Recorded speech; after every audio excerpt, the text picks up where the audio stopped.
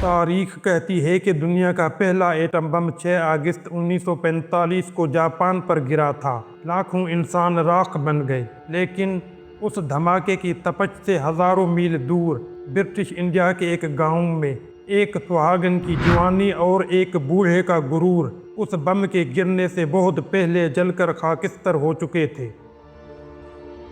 یہ کوئی تاریخی ڈاکومنٹری نہیں، بلکہ اردو ادب کے عظیم افسانہ نگار احمد ندیم قاسمی کے شاہکار افسانے ہیروشیما سے پہلے ہیروشیما کے بعد کا وہ نفسیاتی رخ ہے جو ہمیں بتاتا ہے کہ اصل بم آسمان سے نہیں گرتا، بلکہ انسان کے اندر موجود ہوس سے پھٹتا ہے۔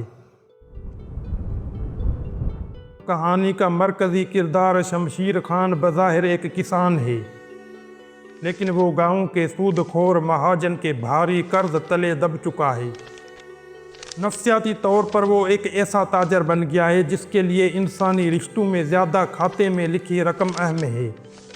اپنا قرض چکانے کے لیے اس کے پاس صرف ایک چیز بچی تھی، اس کا اپنا جوان بیٹا دلیر خان۔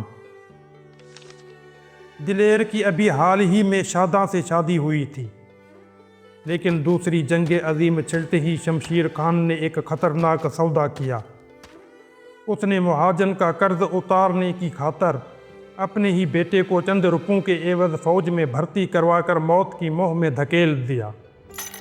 ایک طرف شاداں سہاگ کو رو رہی تھی اور دوسری طرف شمشیر خان مہاجن کے سامنے سینہ تان کر کھڑا تھا۔ دن مہینوں میں اور مہینے سالوں میں بدل گئے۔ پٹواری روزانہ چوپال پر محاذ جنگ کی ہولناک خبریں سناتا۔ ہر خبر کے ساتھ گاؤں والوں کے دل دہل جاتے۔ دلیر خان جاپانیوں کا قیدی بن چکا تھا۔ شاداں ایک بچے شیر کے ساتھ بند کمرے میں اپنے سہاگ کے انتظار میں ٹوٹ رہی تھی، جبکہ شمشیر خان راتوں کو اٹھ کر بیٹے کی تنخواہ کے سکے گنتا اور خوش ہوتا۔ پھر تاریخ کا وہ دن آیا جس نے دنیا بدل دی۔ 6 اگست 1945 پٹواری نے خبر دی کہ ہیروشیما پر بم گر گیا ہے اور جنگ ختم ہو گئی ہے۔ شمشیر خان خوشی سے پاگل ہو گیا۔ مہاجن کا قرض اتر چکا تھا، تجوری بھری تھی اور اب بیٹا بھی قید سے واپس آ رہا تھا۔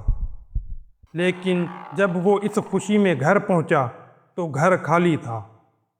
شاداں وہاں نہیں تھی۔ بدحواس شمشیر خان بھاگا بھاگا پٹواری کے پاس گیا۔ پٹواری کی سرد آنکھیں جھکی ہوئی تھیں۔ اس نے شمشیر کو روکا اور ایک تار تھماتے ہوئے کہا، شمشیر، کل تمہارے بیٹے کی واپسی کا تار آ گیا تھا۔ وہ تار تمہاری بہو شاداں نے پڑھ لیا۔ جس عورت کی جوانی تم نے چند روپوں کے بدلے جھونک دی تھی، آج وہ اپنا بچہ یتیم خانے چھوڑ کر دھوبی کے ساتھ بھاگ گئی ہے۔ شمشیر خان کے قدموں تلے زمین نکل گئی۔ یہاں احمد ندیم قاسمی کا اصل فلسفہ ابھر کر سامنے آتا ہے۔ شاداں کا بھاگ جانا ہمارے روایتی معاشرے میں ایک جرم ہے، لیکن قاسمی صاحب اسے جرم نہیں بلکہ ایک فطری رد عمل کے طور پر پیش کرتے ہیں۔ جب آپ کسی انسان کو مشین سمجھ کر اس کے جذبات کا معاشی استحصال کریں گے تو اس کا انجام بغاوت ہی ہوگا۔ شاداں کا بھاگنا دراصل اس نظام کے منہ پر تماچا ہے جس نے اس کی زندگی کا سودا کیا تھا۔ پٹواری کا آخری جملہ آج بھی ہمارے معاشرے پر سوالیہ نشان ہے۔ جاؤ شمشیر، اب جا کر وہ روپے گنو جو تم نے جنگ کی برکت سے کمائے ہیں۔ ہیروشیما پر بم تو ایک بار گرا تھا، لیکن ہوس، مادیت اور اپنوں کو پیسوں کے خاطر قربان کر دینے کی یہ اندیکھے ایٹم بم آج بھی ہمارے گھروں میں گر رہے ہیں۔ اس تلخ حقیقت پر آپ کی کیا رائے ہے؟ کیا شمشیر خان اکیلا مجرم تھا یا وہ نظام جس نے اسے مجبور کیا؟ کمنٹس میں اپنے خیالات کا ضرور اظہار کریں۔ اگر یہ ویڈیو آپ کو پسند آئی ہو تو اسے لائک کریں اور اپنے دوستوں کے ساتھ شیئر کریں۔